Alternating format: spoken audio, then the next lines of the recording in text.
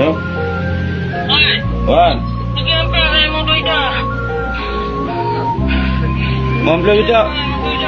Mempelai dah apa peng macam kurnya anak peng apa dengan tahu dah peng anak peng di nan buat apa dia yang tiba.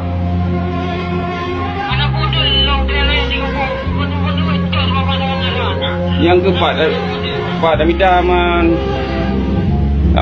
bopre prele telepon awak yang lepas dia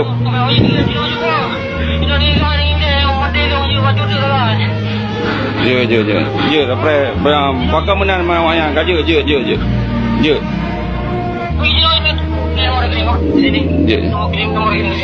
je telepon awak.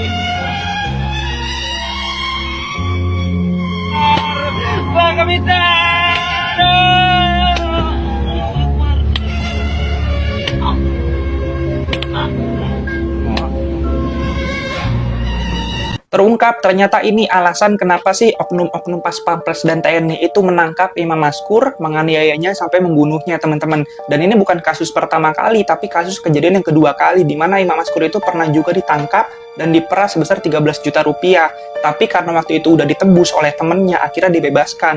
Ini kasus kedua di mana Imam Maskur ini ditangkap lagi, dianiaya dan dimintai uang tebusan kurang lebih 50 juta. Tapi karena pihak keluarga tidak menyanggupi, akhirnya korban itu benar-benar ditiadakan teman-teman. Dan ini dia dibalik kasus kenapa sih Imam Maskur itu ditangkap. Dikutip dari berbagai media teman-teman, jadi ternyata korban ini itu merantau dari Aceh ke Tangerang, di mana almarhum ini katanya itu membuka toko kosmetik. Di balik toko kosmetiknya itu menjual obat-obatan ilegal. Nah, karena diketahui nih oleh si oknum pas Pampres dan TNI ini, mereka ini seperti kayak minta uang keamanan. Minta uang keamanan supaya barangnya itu tidak ditangkap atau dirampas atau ditarik. Minta uang keamanan. Nah, tapi karena si Imam Maskur ini tidak bisa menyanggupinya, akhirnya ya benar-benar diancam, diperas sampai ke jalur keluarganya. Itu juga teman-teman ternyata salah satu alasan kenapa pihak keluarga dan pihak Imam Maskur sendiri pada kasus yang pertama itu tidak bisa melapor ke pihak kepolisian. Mungkin Imam Maskur itu merasa kayak memang gue salah karena gue menjual obat-obatan ilegal, malah yang ada gue nanti yang akan dipenjarakan, seperti itu teman-teman. Jadi ini mungkin mohon maaf sebelumnya ya, bukannya gue menjudge orang Aceh, tapi ada beberapa rahasia umum nih oknum-oknum orang Aceh yang dia itu merantau ke berbagai daerah menjual obat-obatan ilegal.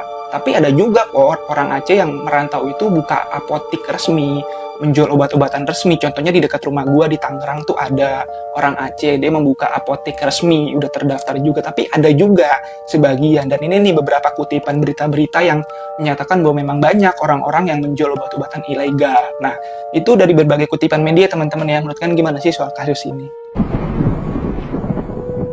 Cuma di usaha di kampung, cuma kami cari-cari uang di mana dapat pinjaman itu.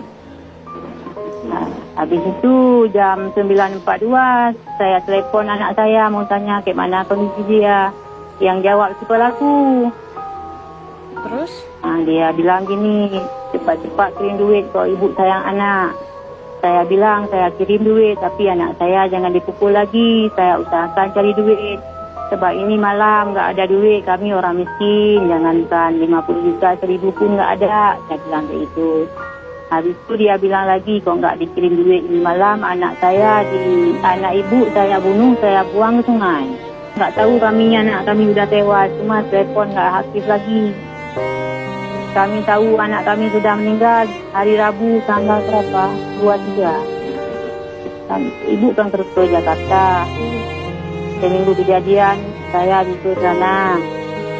Habis itu yang kami kasih tahu sama orang polisi di sana, suruh tengok cek benar anak saya apa bukan. Saya pergi ke rumah sakit Kerawang. Iya benar itu anak saya ya. Ya kami mohon sama Bapak Jokowi biar apa diadili seadil-adilnya, di hukuman yang seberat-berat mungkin, tertimpa dengan apa yang dia perbuat untuk anak saya.